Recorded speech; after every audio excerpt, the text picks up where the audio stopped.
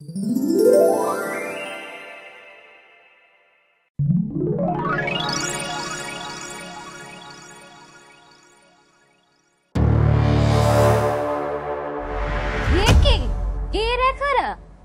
তো দেখতে অবিকল আমারই মতো। এগুলো কিভাবে সম্ভব? আপনি এসব কেন করেছেন? আপনার এগুলো করার উদ্দেশ্য কি? আমি তো কিছুই বুঝতে পারছি না। বলেছি না, আমি তো সঙ্গীর ব্যবস্থা করছি। আজ থেকেই এরাই তো সঙ্গী। কারণ তোকে তো সারা জীবনে জঙ্গলে কলমি গাছ হয়েই থাকতে হবে, তাই না? তাই তোর জন্য আমি তো সঙ্গের ব্যবস্থা করলাম।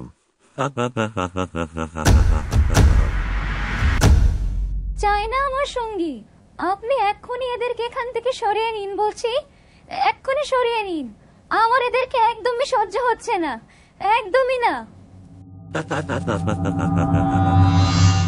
তোর চাওয়া না চাওয়াতে যে কিছুই যায় আসে না রে গুরমিলতা।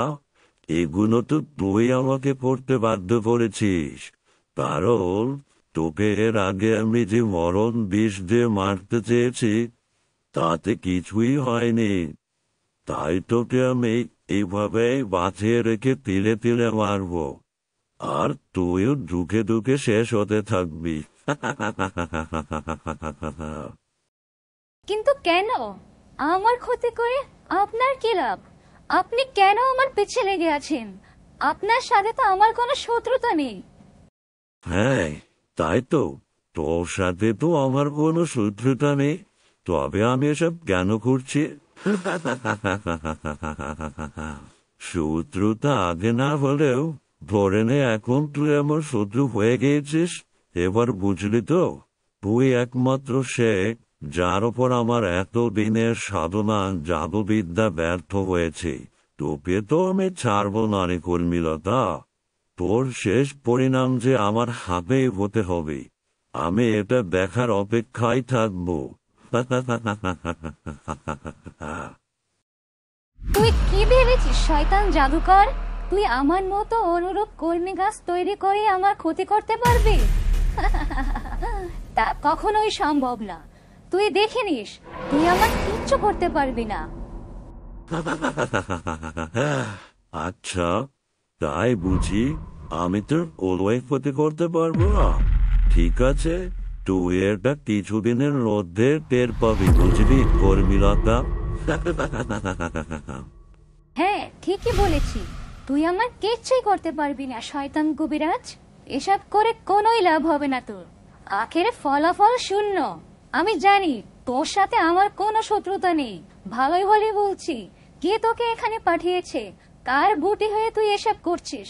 বল আমাকে, বল বলছি। আরে, এই তো দেখছি ভীষণ দুর্বল। ও এসব কিভাবে অনুমান করবো? কিরে, তুই তো রীতিমতো আমার সাথে চোখ রাঙেই কথা বলছিস রে। এত বড় বড়ার আওয়াজে আমার সাথে কথা বলছিস? তোর অন্তরে কি ভয় ডর বলে কিছুই নেই? আমাকে দেখে কি তোর একটু ভয় হচ্ছে না? যেখানে আমাকে দেখে সবাই ভয়ে কেঁপে ওঠে, আর সেখানে তুই আমার সাথে চোখ রাঙিয়ে কথা বলছিস? তোকে পাবো ভয়? আবার আমি? আমাকে তুই হাসালি শয়তান কবিরাজ।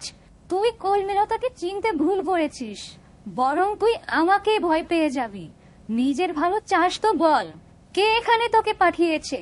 বল বলছি। এই কর্মীলতা, বেশিবার বাড়িস না, তাহলে কিন্তু। কি? তাহলে কিন্তু কি? যদি নিজের ভালো চাস তাহলে এক্ষুনি এই জঙ্গল থেকে দূর হ। দূর হ আমার সামনে থেকে। আর একটা কথা মনে রাখিস শয়তান কবিরাজ, তুই কলমিলতাকে কিচ্ছুই করতে পারবি না, বরং তুই নিজেই নিজে সর্বনাশ ডেকে আনছিস। আচ্ছা, তাই বুঝি? ঠিক আছে, আমিও দেখে নেব। এখনকার মতো আমি এখান থেকে চলে যাচ্ছি, তবে আমি আবারও ফিরে আসব। এই বলে গেলাম, তবে আরো ভয়ঙ্কর বেশি।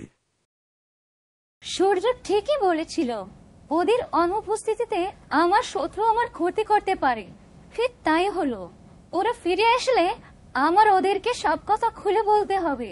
ততদিনে আমাকে এখানেই শক্ত হাতে নিজের লড়াই করে যেতে হবে। কিছুতেই শত্রুর সামনে দুর্বল হওয়া চলবে না, তাহলে ওরা আমাকে আরো বেশি পেয়ে বসবে। রাঙ্গুলি, সূর্য, তোমরা কোথায়?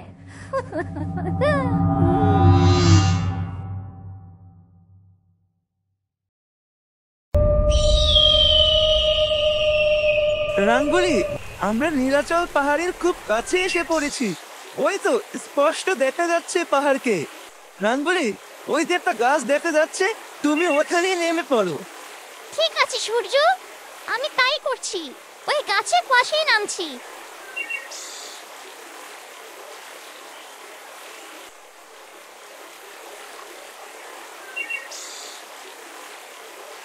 এ কি, এ কোথায় এসে পড়লাম? দূর থেকে তো মনে হচ্ছিল পাহাড়টা এখানে, কিন্তু এখন তো দেখছি এখান থেকেও ঠিক আগের মতো একই দূরত্বই লাগছে পাহাড়টাকে। এত চিন্তা করো না সূর্য, যখন একবার এসেই পড়েছি তখন ঠিক পৌঁছেও যাব, তুমি দেখে নিও। তার আগে আমাদের এখানে একটু বিশ্রাম নিলে মন্দ হবে না। যখন নেমেই পড়েছি, আমার ডানা দুটো যেন বিষ হয়ে আছে ব্যথায়। আমাকে একটু এখানে বিশ্রাম নেওয়ার সুযোগ দাও সূর্য, তারপর না হয় আবারও যাওয়া যাবে। হ্যাঁ রাঙ্গুলি, তুমি একদম ঠিকই বলেছ। আমিও বেশ ক্লান্ত, গলাটা শুকিয়ে একদম কাঠ হয়ে গেছে। কোন রকম তৃষ্ণাটা মেটাতে পারলে ভালো হতো। আরে, ওই গাছটাতে তো দেখছি পাকা পাকা কমলা লেবু ধরে আছে। দেখতে তো বেশ রসালোই মনে হচ্ছে। যাই, গাছ থেকে কিছু কমলা নিয়ে আসি।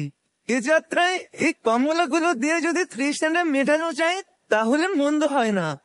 সূর্য, যাবে বলছো, কিন্তু জানি না সমস্যা হবে কিনা। কারণ আমরা এই রাজ্য সম্পর্কে কিছুই জানি না। এটা কোনো সাধারণ জায়গা নয়, এটা তো ডাইনির রাজ্য। এখানে কিছু করতে গিয়ে আবার কোন বিপদে পড়ে যায় তার তো কোনো ঠিক নেই। আরে না রাঙ্গুলি, তুমি এসব নিয়ে এত ভেবো না তো। যেভাবেই হোক তৃষ্ণা তো মেটাতেই হবে, নয়তো দুর্বল হয়ে গেলে কিভাবে হবে বলো? তখন কিভাবে ডাইনির কাছে পৌঁছাবো? আগে তো নিজেকে ঠিক রাখতে হবে, তাই না? আমি যাচ্ছি, তোমার জন্য আমি ফল নিয়ে আসবো। খেলে তুমি একটু শরীরে বল পাবে। এই বলে সূর্য কমলা গাছের কাছে গেল। ও যখন সে ফল ছিঁড়তে যাবে তখনই ঘটল এক বিপত্তি। এ কি? এসব কি হচ্ছে? মনে হচ্ছে কোন এক অদৃশ্য শক্তি আমার হাতটাকে ধরে রেখেছে। আমাকে কেন বাধা দেওয়ার চেষ্টা করছো? ছাড়ো বলছি। কে তুমি? আমি কে? আমি হলাম এই ডাইনি রাজ্যের গাছ প্রহরী। এই নীলাচল পাহাড়ের সমস্ত গাছই আমার ইশারাতে চলে। আমার গাছের ফল তুই কেন ছিঁড়তে যাচ্ছিলি? আমার অনুমতি নিয়েছিলি কি? তুই জানিস আমি এর জন্য তোকে কি শাস্তি দিতে পারি? এ কি? এসব তুমি কি বলছো? একটা গাছ হয়ে তুমি কিভাবে কথা বলছো? তার মানে কি তুমিও কি কলমিলতার মতো অভিশপ্ত কোনো গাছ? অভিশপ্ত? এসব তুই কি বলছিস রে? আমি কেন অভিশপ্ত হতে যাব? বরং বিনা অনুমতিতে আমার গাছের ফল ছিঁড়তে আসার কারণে তোকে আমি ভয়ঙ্কর অভিশাপ দিতে পারি। বল, এখানে তুই কেন এসেছিস? আসলে আমরা বহু দূর পথ যাত্রা করতে করতে তৃষ্ণার্ত হয়ে পড়েছিলাম, তাই ভেবেছিলাম এই কমলা গাছ থেকে কিছু রসালো ফল খেয়ে তৃষ্ণা নিবারণ করব। এছাড়া আর কিছুই নয়, বিশ্বাস করো। বিশ্বাস? এখানে বিশ্বাস দিয়ে কিছুই হয় না। এখানে বুদ্ধি দিয়ে জিততে পারলেই একমাত্র মুক্তি মিলবে, আর সেই পাবে আমার গাছের ফল। আর আমার চোখের সামনে যে পড়ে যাবে তাকে প্রাণে বাঁচতে হলে অবশ্যই আমার এই প্রশ্নের মুখোমুখি হতে হবে। যদি কেউ সঠিক উত্তর দিতে পারে তবেই মিলবে তার মুক্তি, নয়তো তাদেরকে আমি এখানেই পাথরে রূপান্তর করে রাখি। ওই দেখ, ওখানে কিছু পাথর আছে, দেখতে পাচ্ছিস? হ্যাঁ, কিছু পাথর তো দেখতেই পাচ্ছি এখানে। হ্যাঁ, তোর মতো এরাও আগে এখানে এসেছিল। তারা আমার প্রশ্নের মুখোমুখি হয়েছিল আর তারা সঠিক উত্তর দিতে পারেনি, যার কারণে আমি ওদেরকে পাথরে পরিণত করে রেখেছি। এবার তাহলে তোর পালা এসেছে রে, কারণ কখনোই কেউ আমার প্রশ্নের সঠিক জবাব দিতে পারেনি। আর তোদেরকে এভাবে পাথরে পরিণত করতে পেরে আমার ভীষণ আনন্দ হয়, ভীষণ। কারণ আমিও যে গাছ হয়ে এক জায়গা থেকে অন্য জায়গায় যেতে পারি না, তাই আমিও তোদেরকে এমন পাথরে পরিণত করে রাখি যাতে তোরা একটা জায়গায় আটকে থাকিস। কি ভয়ঙ্কর ব্যাপার! যতই দেখছি ততই অবাক হচ্ছি। এ যেন এক মায়াপুরী, পদে পদে বিপদের ফাঁদ। দূর থেকে দেখতে যতটা সুন্দর, কাছে গেলে ততই বিপদ। পদে পদে মায়াজাল বেছানো, আর আমরা সেই জালেই ফেসে গিয়েছি। সূর্য, এখন কি হবে? আমি তোমাকে আগেই সাবধান করেছিলাম, তুমি আমার কথা শোনোনি। রাঙ্গুলি, আমরা তো বিপদ জেনেই এখানে এসেছি, তাই এমন অবাক না হয়ে ঠান্ডা মাথায় বিপদকে কাটাতে হবে। গাছ প্রহরী, আমি রাজি তোমার প্রশ্নের মুখোমুখি হতে। আরে বাহ, সাহস আছে দেখছি তোর বুকের পাটায়। তা ভেবেই এ খেলায় নামছিস তো নাকি? ভাবার তো কিছু নেই এখানে। তুমি তো সবাইকে এমনিতে প্রশ্নের মুখোমুখি করে তোলো, তাই এখানে এত ভাবার কি আছে? যা হওয়ার তা হবে। আর তাছাড়া আমার এখানে আসার আসল উদ্দেশ্য হচ্ছে ডাইনের সান্নিধ্য পাওয়া। সে তো তোমার চেয়ে অনেক বেশি ভয়ঙ্কর, তাই তার মুখোমুখি হওয়ার সাহস যখন আমার আছে, সেখানে তুমি আর কেই বা হবে? আমাকে প্রশ্ন করো, আমি উত্তর দিতে প্রস্তুত। আমার হাতে সময় খুব কম। আচ্ছা, তাই নাকি? কথাই তো দেখছে খুব দম। আমিও দেখছি বুদ্ধিতে তুই কেমন দমদার। তাহলে আমার প্রশ্নের জন্য প্রস্তুত হ।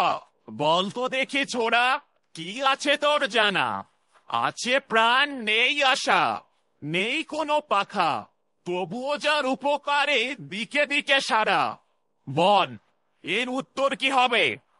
প্রাণ নেই, নেই আশা, নেই পাখা, তাও তার উপকারে দিকে দিকে সারা। কি এমন জিনিস সেটা? কি হতে পারে? আমাকে একটু ঠান্ডা মাথায় ভাবতে হবে। বেশি বিচলিত হলে ভুল হওয়ার সম্ভাবনা আছে, কিন্তু তা তো মোটেই হতে দেয়া যাবে না। কি হতে পারে? কি হতে পারে? কিছুই তো মেলাতে পারছি না। এ কি? এই গাছ প্রহরী তো সূর্যকে মনে হচ্ছে অনেক কঠিন একটা প্রশ্ন করে ফেলেছে। সূর্য কি পারবে সঠিক উত্তর দিতে? এর জন্য তো অনেক ঠান্ডা মাথায় ভাবতে হবে, কিন্তু আমরা তো এখন সে অবস্থাতে নেই। কি হবে কে জানে? আমার তো কিছুই মাথায় আসছে না। আচ্ছা, গাছের তো প্রাণ আছে, সে আবার উপকারও করে, আবার কোনো প্রতিদান পাওয়ার আশাও সে রাখে না। সে শুধু আমাদের উপকার করেই চলে। আর তাছাড়া গাছের তো কোনো হাত বা পাখা কিছুই নেই। তাহলে কি সেটা গাছ? হ্যাঁ, গাছের বৈশিষ্ট্যের সাথে তো প্রশ্নের সূত্রটা মিলে যাচ্ছে। হ্যাঁ, পেয়েছি উত্তর। গাছ প্রহরী, তোমার প্রশ্নের সঠিক উত্তর আমি পেয়ে গিয়েছি, আর সেটা হলো গাছ। কারণ গাছের হাত বা পাখা কিছুই নেই, আর সে প্রতিদান পাওয়ার কোনো আশা না করে আমাদের সারা জীবন উপকার করেই চলে। আর তার উপকার সম্পর্কে আমাদের সকলেরই জানা। আরে বাহ, অসাধারণ, অসাধারণ তোর উপস্থিত বুদ্ধি। হে যুবক, তোর এই বিচক্ষণতা আর উপস্থিত বুদ্ধিতে আমি সন্তুষ্ট। তোর উত্তর সঠিক হয়েছে। আজ পর্যন্ত কেউই আমার করা প্রশ্নের সঠিক উত্তর দিতে পারেনি। তুই আমাকে খুশি করতে পেরেছিস, আর এবার তুই গাছ থেকে যত খুশি ফল নিতে পারিস, তাতে কোনো বাধা নেই। সত্যি বলছো? সত্যি বলছো তুমি? আমার উত্তর সঠিক হয়েছে? রাঙ্গুলি, দেখেছো, আমি পেরেছি। এভাবেই সামনে আসা সকল বাধা আমি অতিক্রম করে ফেলবো। তুমি দেখে নিও। হ্যাঁ সূর্য, তোমার উপর আমার পূর্ণ আস্থা আছে। রাঙ্গুলি, এবার আর আমাদের ফল ছিঁড়তে কোনো বাধা নেই। যত খুশি আমরা ফল খেয়ে আমাদের তৃষ্ণা নিবারণ করতে পারবো। তুমি দাঁড়াও, আমি যাচ্ছি, কিছু ফল নিয়ে আসি। এরপর ওরা গাছ প্রহরীর গাছের কমলা খেয়ে ওদের তৃষ্ণা নিবারণ করলো। প্রাণটা যেন জুড়িয়ে গেল। এমন স্বাদ আমি আগে কোনোদিনও পাইনি। নিমিষে শরীরটা যেন চাঙ্গা হয়ে গেল। হ্যাঁ সূর্য, আমারও তাই মনে হচ্ছে। এটা সাধারণ কোনো কমলা থেকে অনেক বেশি সুস্বাদু। খাওয়া মাত্রই শরীরের ক্লান্তি ভাবটা একদমই দূর হয়ে গিয়েছে। ধন্যবাদ তোমাকে গাছ প্রহরী, তোমার গাছের ফল দিয়ে আমাদের তৃষ্ণা মেটানোর সুযোগ করে দেওয়ার জন্য। ধন্যবাদ দিতে হবে না তোকে, আমি তোর উপর সন্তুষ্ট। কারণ তোর আগে কেউই আমার প্রশ্নে সঠিক জবাব দিতে পারেনি। তাই খুশিও তোকে আমি আরো একটা জিনিস দিতে চাই। তুই এ গাছ থেকে যত খুশি কমলা পেরে নিয়ে যেতে পারিস, কারণ এটা তোর জন্য এখন খুব দরকার হবে। যা তোরা যতই খাবি কিন্তু কখনোই শেষ হবে না। গাছ প্রহরী, তুমি আমাদের অনেক উপকার করলে। দয়া করে যদি আমাকে আর একটা সাহায্য করতে খুব ভালো হতো। কি সাহায্য লাগবে তোর, বল। আমরা ডাইনির কাছে কিভাবে পৌঁছাবো? আমাদের আর কত দূর যেতে হবে? আর কত দূর গেলে আমরা ওই ডাইনির সান্নিধ্য পাবো? যদি দয়া করে একটু বলতে। ও, এই কথা তবে। ওই যে দূরে নীল পাহাড় দেখতে পাচ্ছিস, ওইটাই হলো নীলাচল পাহাড়, যেখানে থাকে ডাইনি বিজলি। তোরা নিশ্চয়ই এই ডাইনি বিজলির কথাই বলছিস, তাই না? হ্যাঁ, আমরা এই নীলাচল পাহাড়ের ডাইনির খোঁজেই এসেছি। আপনাকে অনেক ধন্যবাদ। সূর্য, চলো, আমাদের আর দেরি করা ঠিক হবে না। আমরা তাহলে আমাদের যাত্রা শুরু করি। তুমি আবারও আমার পিঠে চড়ে বসো।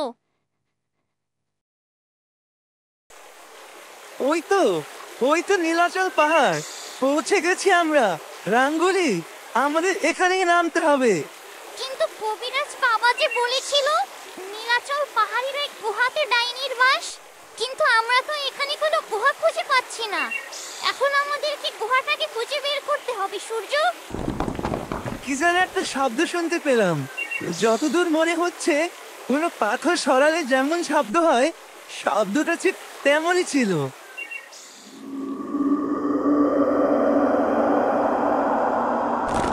ওই তো রাঙ্গুলি, ওইদিকে দেখো একবার।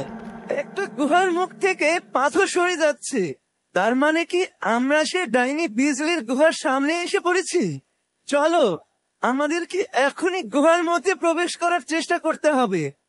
সূর্য দাঁড়াও, আমাদের যা করার ভেবেচিন্তে করতে হবে।